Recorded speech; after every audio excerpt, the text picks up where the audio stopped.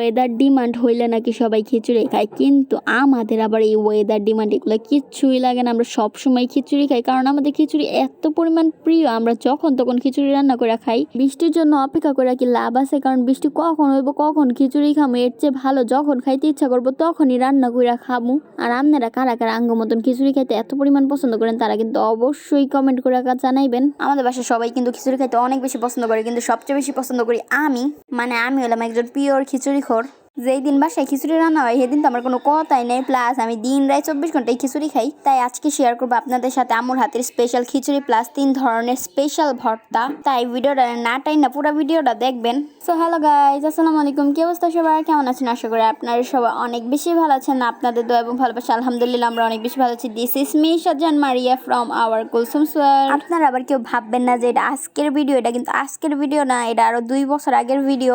আর ওই দিন কিন্তু একদমই বৃষ্টি আসছিল না, একদম রোদ আসছিল, যেটা আপনারা দেখলেই বুঝতে পারবেন। আমাদের পুরান বাসায় রান্নাঘরের দিয়ে কিন্তু অনেক সুন্দর আলো আসতো, কিন্তু এই বাসায় রান্নাঘরে কোনো ধরনের আলো নাই। একদম অন্ধকার, লাইট জ্বালায় তারপর রান্না করা লাগে। এই বাসায় রাত দিন 24 ঘন্টায় লাইট জ্বালায় তারপর রান্না করা লাগে।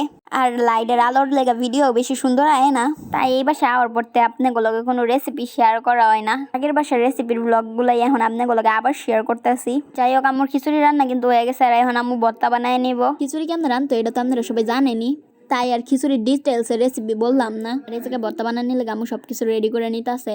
এই জায়গায় আমি কি ভর্তা বানাইতেছি ওইটার নাম আমনে করে আমি কয়ে দিতেছি। সান্দা শুটকির ভর্তা, চেপা শুটকির ভর্তা ও কালিজিরা ভর্তা। ফার্স্টে আমি কালিজিরা ভর্তাটা বানায় নিতেছে। কালিজিরা বানানি লেগে আমি ফার্স্টে সুন্দর করে কালিজিরা ডিরে ধুইয়া নিছে।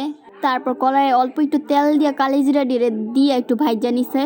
তারপর রসুনও ভাইজা নিছে। আর শুকনা মরিচ তো সবার বাসায় ভাজা থাকে, প্লাস কিন্তু পেঁয়াজও ভাইজা নিছিল। এখন হইলো মেন কষ্টের কাজ, যে এটার মধ্যে অনেক বাড়াবাড়ি করা লাগে। আর বাড়াবাড়ি করার লেগে কিন্তু আতো জ্বলে, প্লাস আতো ব্যথা করে। আর জলে হইলো মরিচ দেওয়ার কারণে কালিজিরা, শুকনা মরিচ ও রসুন দিয়া লবণ দিয়ে একটু বাইটটা নিছে। তারপর এটার মধ্যে পেঁয়াজটি দিয়ে আবার একটু বাইটটা নিছে। এটা যত সুন্দর করে বাড়া হইব তত কিন্তু খাইতে মজা লাগবো। তারপর আবার লয়ে লইছে রসুন এবং মরিচ। তারপর এখন আবারও শুকনা মরিচ আর রসুন দিয়ে বাইটটা নিছে। আর এই জায়গায় কিন্তু অনেক সুন্দর করে বাইটটা নিতে হইব, কারণ শুকনা মরিচের বীজগুলো আনাম রাখা যাইব না, এগুলোর কিন্তু মিহি করতে হইব। আর এই বাটাবাটির কাজ যে কত কষ্টের, এটা যারা বাটাবাটি করে তারাই জানে। এমনিতে তো সবকিছু ব্লেন্ডারে ব্লেন্ড করা হয়, কিন্তু এই ভর্তা জিনিসটা আমার হাতেই বাড়ে।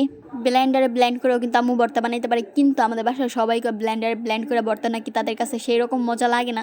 পাড়ায় বাইটা ভর্তা বানাইলে যেমন একটা মজা, সেই মজা নাকি তারা ব্লেন্ডারের ভর্তা পায় না।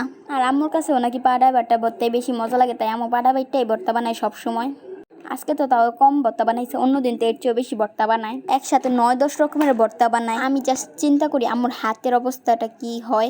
যদি জিজ্ঞেস করি তোমার হাত কি জ্বলে না, তখন আমাকে উত্তর দেয় মজার জিনিস খাইতে হলে তো একটু কষ্ট করতেই হইব।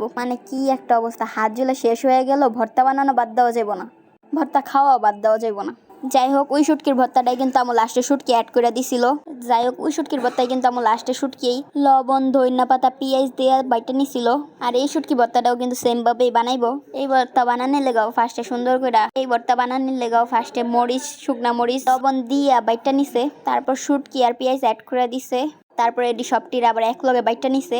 এত কষ্ট করে ভিডিও করে লাভটা হইলো কি? আপনাগুলোকে তো ফাইনাল লুকটাই শেয়ার করতে পারলাম না। ভিডিও তো ঠিকই করছি, কিন্তু ফাইনাল লুকের কোনো ভিডিও করতে মনে নাই, লেগে আপনাগুলোকে ফাইনাল লুকটা শেয়ার করতে পারলাম না।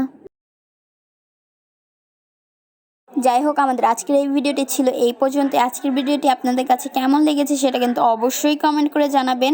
যদি ভিডিওটি ভালো লেগে থাকে তাহলে অবশ্যই লাইক, কমেন্ট, শেয়ার করবেন। ফেসবুক পেজটি ফলো করবেন অ্যান্ড ইউটিউব চ্যানেলটি সাবস্ক্রাইব করবেন। দেখা হয়ে যাবে নেক্সট কোনো ভিডিও নিয়ে। ততক্ষণ পর্যন্ত সবাই ভালো থাকবেন, সুস্থ থাকবেন। আল্লাহ হাফেজ। Thank you so much guys for watching this video.